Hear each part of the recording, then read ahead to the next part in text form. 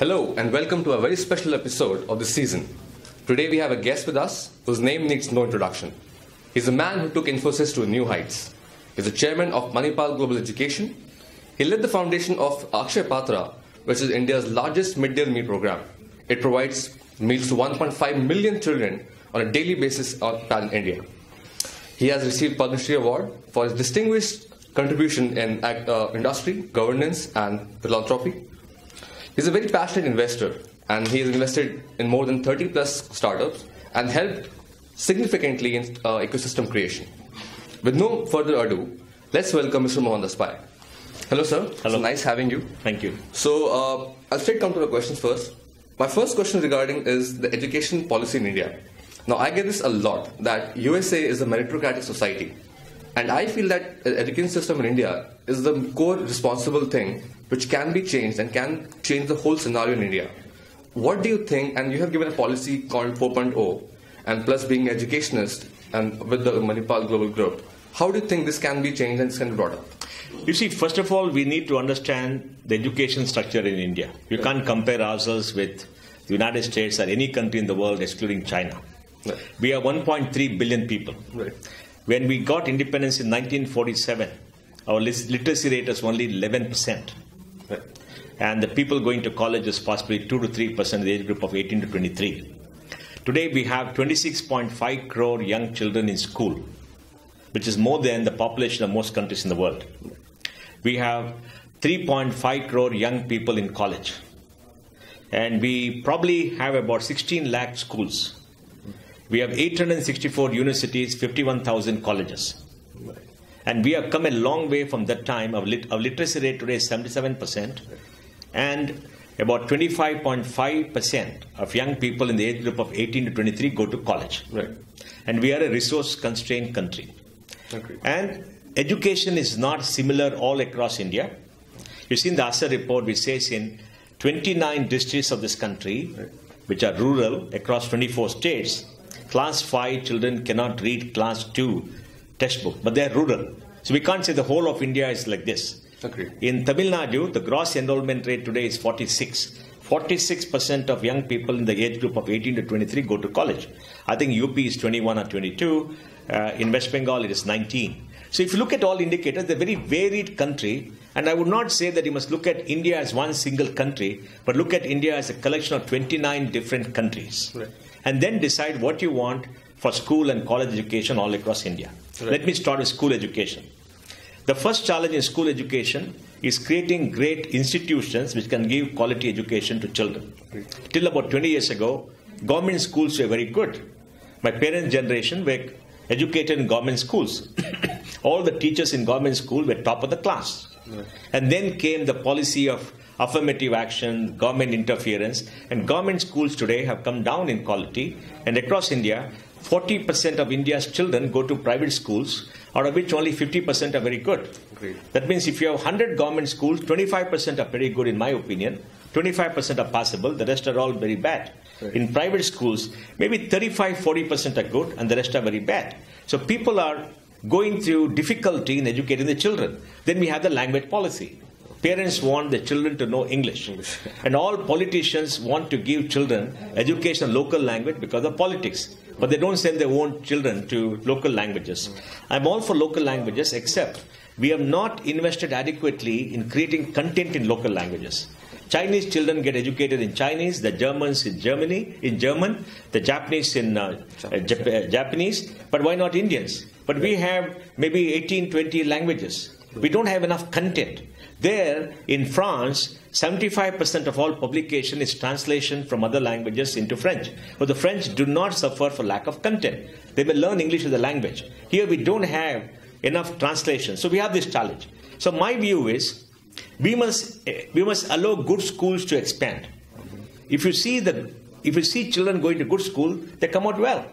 Now, we all went to certain kinds of school. We got a good education because the school was well run. So it's a management exercise. When you have 16 lakh schools, It is not possible for you to run the schools very well all over in the broken down system. So we need reforms by allowing good schools to expand. We need the central government to have more Kendriya Vidyalayas, Moraji Desai schools, Kasturba schools, etc. Navodaya schools. We need them in the poorest districts of this country. And we must have an open policy for examination. We must have more CBSE schools. When it comes to universities, our big challenge is India has all teaching universities and not research. We've got to be careful when we talk about that. We always cry we're not in the global 200, etc., but we don't have money for research. If we don't do research, we'll not be in the global 200. Because global 200, research output plus internationalization gets you the most marks.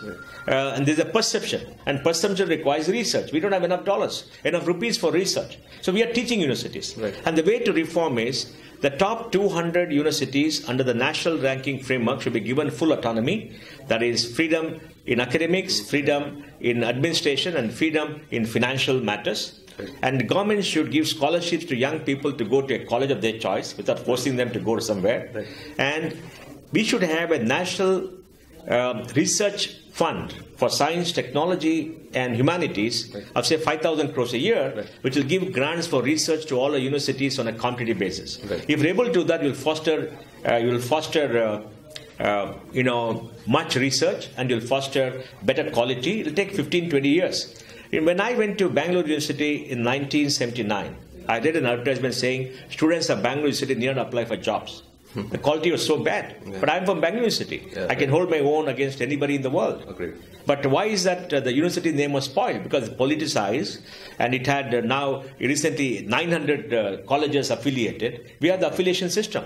The system must go. We need unitary universities. They must be focused on research. There must be freedom to get the best talent, and they must fund the research. Unless you all this is not going to work. And let me give you another piece of data.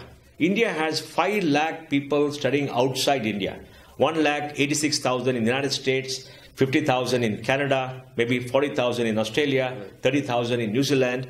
They have 50,000 in the whole of Europe, 25,000 in UK, etc. Even in China, we have some 20,000 students. Now, they're going to the best universities. They're going to the best classes. And many of them are doing PhDs in the United States, the best universities. So what is wrong with them? They're pretty good. So we have to improve. We need openness. We need liberalization. And unless we do all that, it's not going to work. And before we moan and groan and say we are bad and this, we are not bad. We need to understand the limitations, not compare ourselves with any country. People compare us with Singapore. Singapore is only 50 lakh people. Bangalore is 1 crore. India is 130 crores. You can't compare Singapore, Switzerland. You can't compare Finland with India. Only China can be compared. So we have challenges. I think we're doing pretty well compared to 10 years ago. But we have to open up. We need more freedom in the education sector. So recently, All India Council of Technical Education have introduced Vedas and Purans and yoga in the engineering syllabus. How do you see that being a... Look, let me tell you one thing. We are Indians. In the West, in every college, children read the Iliad and the Odyssey. The Iliad and Odyssey come from Greece. They're the Greek epics. They read them. Why do they read them? Because it's the fountain of the civilization, the Veda civilization.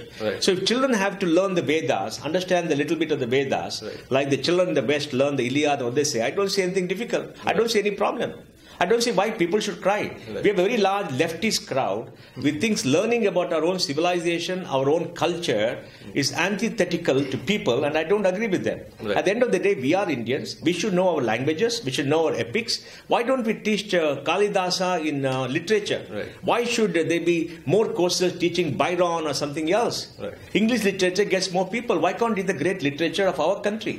This is our country. This is our ethos. This is our culture. I don't see any difficulty. And you can debunk what you want by using scientific evidence, by questioning. But you cannot say you should not learn this, you should not learn that. It's a choice students make, it's a choice universities make. In fact, I personally recommended to the Education Ministry that we should have in at least 10 universities Department for Indian Civilizational Studies to understand what is Indian civilization. We need to have departments for study of comparative religion. I mean, Stanford has an ecclesiastical school. Oxford has it. Cambridge has it. Why don't we have it? There's nothing wrong in that. We have to study Sanskrit, which is the foundation of our languages. Because we can't become an English-speaking nation. English is a language. We can't communicate our emotions, our culture to our children in any overseas language. Now, today, I'm taught in English. Right. I speak Konkani. My Konkani is my language. Yeah. And we're very scared because there are only 25 lakh people who speak Konkani. Yeah. Our children don't speak Konkani. In 30 years, Konkani speaking people will disappear. Agreed. Because if you don't speak your language, how will your culture come? Right. So I don't say this leftist ideology. I say let people study whatever they want, wherever they want, and it's fine. It's okay. Why should study Marxism? Right. Why should JNU study Marxism and have people who are sympathetic to Maoists? I don't see any necessity. Right. It's as much anything else. Right. So let there be freedom. I mean, academic freedom should be there. We should not say you should not study this, should not study that. If people want it, that's fine.